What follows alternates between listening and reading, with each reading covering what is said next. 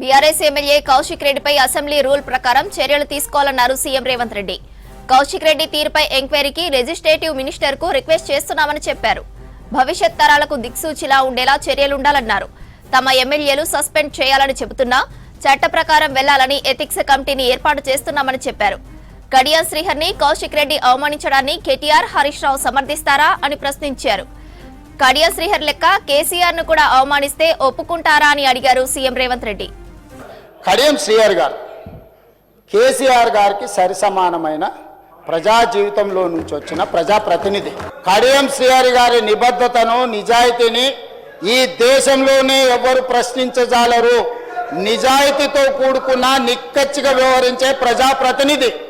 ఎన్నో మంత్రి పదవులు చేపట్టిన అవినీతి మచ్చలేని మంత్రిగా పనిచేశాడు. సభలో ఈ రకమైన వ్యవహార శైలి ఈ సభకు మంచిదా?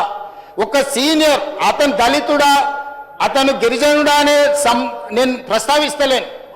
అతను ఈ సభలో నాకు తెలిసి చాలా సీనియర్ మోస్ట్లలో ముగ్గురునో నలుగురునో తీసుకుంటే కడియం శ్రీహర్ గారు ఒకరు. వారి సీనియారిటీ, వారి అనుభవము, వారి నిజాయితీ, వారి చదువు ఈరోజు అక్కడ నిలబడి ఒక సూచన చేస్తే ఇంత అసభ్యకరంగా, ఇంత అసహ్యకరంగా ఎవరైనా వ్యవహరిస్తే ఈ వ్యవహారాన్ని హరీష్ రావు గారు, కేటీఆర్ గారు సమర్థిస్తారా? ఇది మీ పార్టీ విధానమా? ఈ విధానాన్ని మీరు ప్రోత్సహించదలుచుకున్నారా? రేపు కడియం శ్రీహర్ గారికి జరిగిన అట్లాంటిది ఒకవేళ చంద్రశేఖరరావు గారికి జరిగితే మీరు ఆమోదిస్తారా? ఈ వైపులో కూడా ఉన్నారు, ఈ వైపులో కూడా అంతకంటే కండలు తిరిగిన వాళ్ళు ఉన్నారు. రాజ్ ఠాకూర్ ఉండా? రాజ్ ఠాకూర్ ఒకసారి నిలబడు. మా దగ్గర కూడా కండలు తిరిగిన వాళ్ళు ఉండరు అధ్యక్ష. తిరిగేసి ఆన్నే బోర్లేసి కొట్టనికి ఒక్కటేసారి తిరిగేసి కొట్టనికి ఉన్నారు అధ్యక్ష. కానీ ఇక్కడ కుస్తీలు కొట్టడానికి రాలే అధ్యక్ష. విఘ్నత ప్రదర్శించడానికి, అవగాహనతో మాట్లాడడానికి సభలోకి వచ్చినాం అధ్యక్ష. ఆకారం ఉంది కదా అని ఒక పెద్ద మనిషిని పట్టుకొని ఆ రకంగా అవమానించే విధంగా మాట్లాడడం, మీకు ఏదైనా అభిప్రాయం ఉండని, మీరు ఏ అంశమైనా ప్రస్తావించండి. కానీ ఈ రకమైన విధానాన్ని ఈ సభ క్షమిస్తే ఇక భవిష్యత్తులో ఈ సభలో కత్తిపోట్లు లేకపోతే కుస్తీల పోటీలు జరగాల్సిన పరిస్థితి వస్తుంది. దీన్ని ఇక్కడనే నిలువరించాలి, దీన్ని ఇక్కడనే నియంత్రించాలి అధ్యక్ష.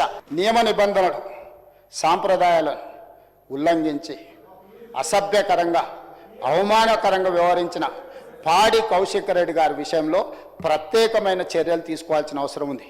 ఈ రూల్ బుక్ అధ్యక్ష, rules of procedure and conduct of business in the Telangana legislative assembly, నాకు తెలిసి 2015లో హరీష్ రావు గారు లెజిస్లేటివ్ అఫేర్స్ మినిస్టర్స్ ఉన్నప్పుడే తెలంగాణ రూల్ బుక్ అమాండ్ అయింది. ఈ బుక్లో అధ్యక్ష page number 105 committee on ethics, ఈ రూల్ బుక్లోనే 105 పేజీలో committee on ethics 288 rule number, the committee shall examine every complaint concerning the unethical conduct of a member both within and outside the house referred to it by speaker or the house are taken by suo motu. దీన్ని తీసుకోవాల్సిందిగా అదేవిధంగా మా legislative affairs మినిస్టర్ని request చేస్తున్నా.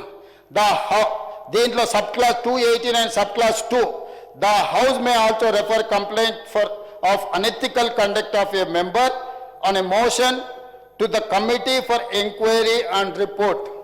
అధ్యక్ష, నేను ఒకటే మాట, డైరెక్ట్గా మా సభ్యులు వారు చేసిన విధానాన్ని, వారు వ్యవహరించిన తీరును చూసి శాసనసభ సభ్యత్వాన్ని రద్దు చేసేయడని మా వాళ్ళు, నేను అట్లా నియమ నిబంధనలకు వ్యతిరేకంగా చర్యలు తీసుకోమని నేను అడిగాను.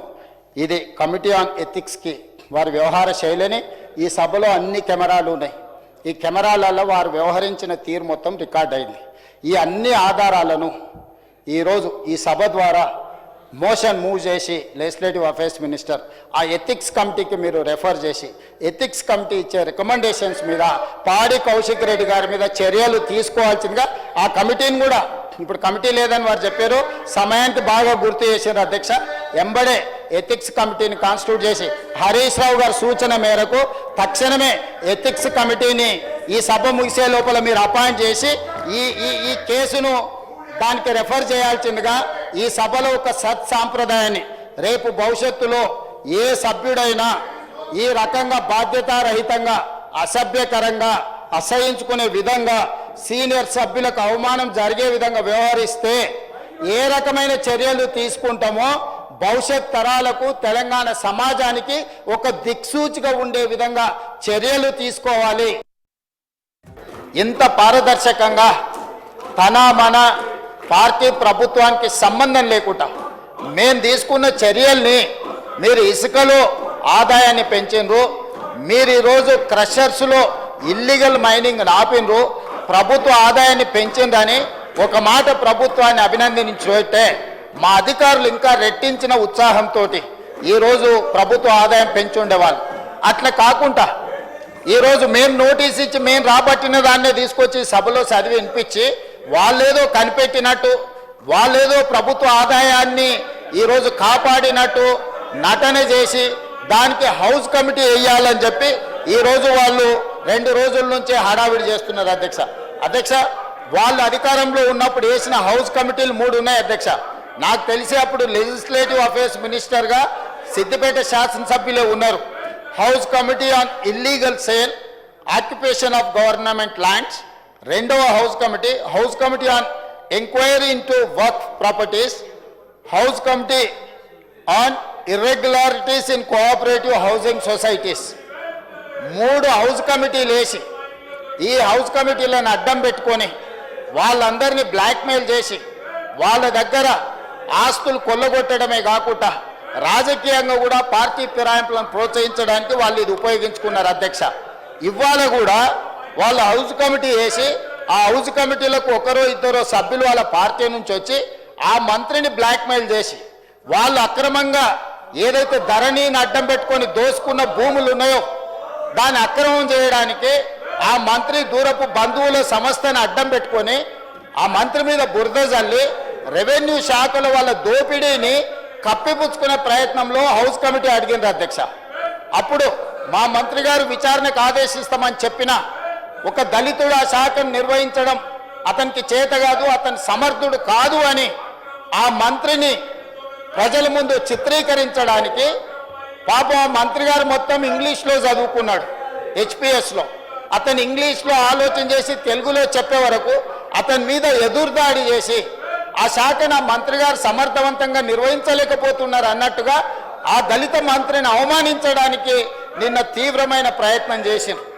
ఆ సందర్భంలో సభకు వచ్చిన నేను సభా నాయకుడిగా వాళ్ళు ఏం డిమాండ్ చేస్తుండ్రో విన్న తర్వాత మా అధికారులతో మాట్లాడితే మా అధికారులు సార్ తెలంగాణ వచ్చినప్పటి నుంచి ఈ ఖనిజ సంపద దోపిడీ గురవుతున్నది, ప్రధానంగా ప్రజాప్రతినిధులు ఇందులో ఉన్నారు, వీళ్ళే ఆదర్శంగా ఉండాల్సిన వాళ్ళు ఈరోజు దోపిడీకి పాల్పడుతున్నారు, దీని మీద సిబిసిఐడి ఎంక్వైరీ చేస్తే బ్రహ్మాండంగా ఉంటుంది. రాఘవ కన్స్ట్రక్షన్స్తో పాటు జూన్ 2, 2014 నుంచి నిన్నటి వరకు జరిగిన వ్యవహారాలు, లావాదేవీలు, అక్రమ మైనింగు, ప్రభుత్వ ఆదాయ నష్టము అన్నిటిని కలిపి సిబిసిఐడి ఏమని మా అధికారుల సూచన మేరకు వాళ్ళలాగా హౌస్ కమిటీలు వేసి బ్లాక్మెయిల్ చేసి లబ్ధి పొందాలన్న ఆలోచన చేయకుండా చిత్తశుద్ధితోటి ఈరోజు రాష్ట్ర ప్రభుత్వం ఒక సిబిసిఐడి ఎంక్వైరీకి ఆర్డర్ ఇచ్చినాం. నేను తమ ద్వారా ప్రతిపక్షానికి విజ్ఞప్తి చేస్తున్నా అధ్యక్ష, దయచేసి